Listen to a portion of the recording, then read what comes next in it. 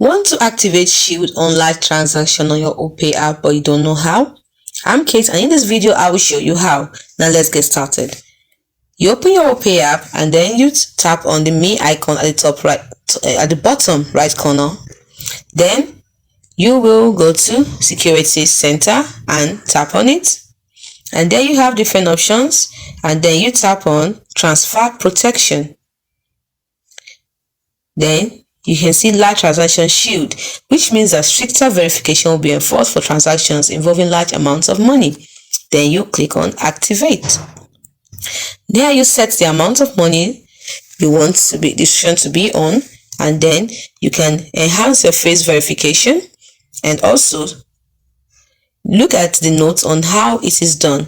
So transfers that equal or exceed the set amount will require stricter verification before being completed. It only applies to transfer made on the Opay app.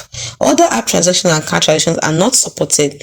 If your face verification fails, a different verification method will also be used. If you agree to this terms, click on Agree and then tap on your Turn On.